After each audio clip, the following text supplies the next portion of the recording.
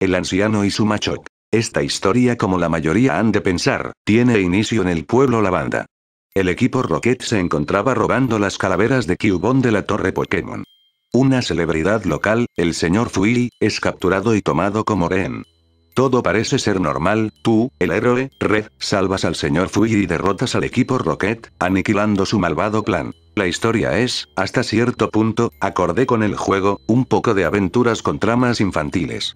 Pero es la música del lugar y las peleas lo que quizá daba un toque de vacío, como ya dije, así era todo el juego original de Game Boy, lo que llevaba un ambiente de miedo e intensidad mucho más alto que en el resto del juego. ¿No es un poco extraño que, para un pueblo cuyas personas y creencias estaban completamente dedicadas a salvaguardar el camino espiritual de los Pokémon recién fallecidos, tan solo 3 años después la torre Pokémon haya sido demolida para construir la torre de radio?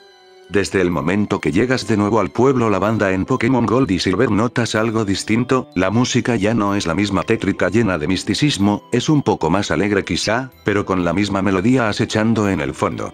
Nada es lo que parece, y el equipo Rocket tiene mucho que ver, más de lo que te imaginas. Durante todo Pokémon Red y Blue, el pueblo Lavanda fue un pueblo sin un ingreso económico o turístico fuerte, no contaban con un gimnasio, ni algo que en realidad atrajera turistas. Ciudad Fiusa tenía la zona Safari, Ciudad Verde contaba con un museo, la isla Canela cuenta con aquel laboratorio tan famoso, etc. Pero Pueblo Lavanda era prácticamente solo un gran cementerio que las personas visitaban en momentos de duelo o de búsqueda de paz, eso y que era completamente gratis de visitar. Su pobre tienda Pokémon no podía compararse con el gran centro comercial de Ciudad Azulona, un lugar accesible si se toma la ruta subterránea cercana. Pueblo Lavanda era el pueblo más pobre de todo Kanto. Un buen día, un hombre de negocios llegó al pueblo con una propuesta. La radio había demostrado ser redituable con un éxito monstruoso en Johto. Este hombre propuso la demolición de la torre Pokémon y en su lugar ser construida la torre de radio. Todo el subsidio correría a cargo de la compañía de este señor, no habría costo alguno en infraestructura para el pueblo Lavanda. El pueblo estaba desesperado, aceptó el trato, aún con las condiciones impuestas. Los Cubone son originarios de Pueblo Lavanda. Sus calaveras son extremadamente valiosas en el mercado negro. La condición de este hombre de negocios era que su organización debía estar autorizada a cazarlos, las ganancias serían destinadas a la construcción de la torre de radio. El hombre de negocios era Giovanni, líder del equipo Rocket.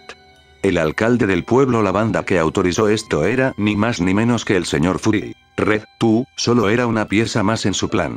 Red salvó al señor Fui, logrando con esto aparentar que no existía conexión alguna entre él y el equipo Rocket.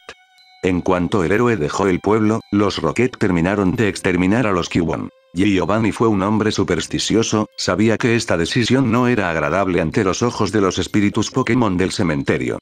Seguramente también recordarás la invasión del equipo Rocket a la Silp Company, hecho que después tendría mucho sentido. La producción en masa de Silp Scouts, los artefactos usados para poder reconocer a los Ghosts de la torre, para los miembros involucrados en el proyecto.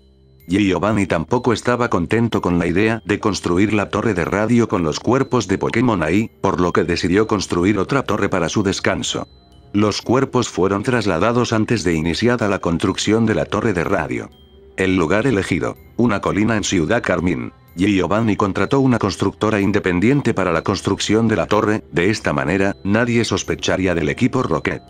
El dueño de esta compañía era un anciano, que usaba Machop como mano de obra. La construcción fue problemática. Ocurrieron diversos accidentes en extrañas circunstancias, provocando la muerte de varios Machop. Meses pasaron y el proyecto seguía detenido. Los ciudadanos la miraban y el proyecto seguía detenido. Bromeaban de cómo la construcción estaba embrujada, sin saber en verdad de qué se trataba, y el proyecto seguía detenido. Los pobres Machop no podían siquiera defenderse, al ser los ataques tipo lucha nada efectivos contra los fantasmas. Aún con esto, Giovanni se rehusó a iniciar la construcción de la torre de radio hasta que todos los cuerpos de Pokémon hubiesen sido transferidos y enterrados en ese lugar de Carmín. Coincidencia o no, siendo ciertas las supersticiones de Giovanni o no, poco después fue derrotado por Red, un niño de 10 años. Quedó devastado, sin alguien que confiara en él, desapareciendo al olvido.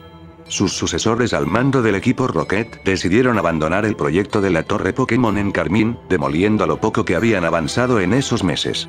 Misteriosamente, el pobre perturbado, dueño de la constructora murió ese mismo día. El sitio y algunos armazones de la construcción aún se pueden ver en Ciudad Carmín hoy en día, allí yacen aún todos los Machop y los Pokémon transferidos de Pueblo Lavanda. Las personas del lugar aseguran sentir una pesadez en los hombros al visitar el lugar. Incluso, algunos visitantes de Yoto, desconociendo la historia del lugar, aún dicen ver al anciano con su Machop, haciendo earthquake en la tierra, diciendo que está en un proyecto muy importante, que pronto terminará su construcción.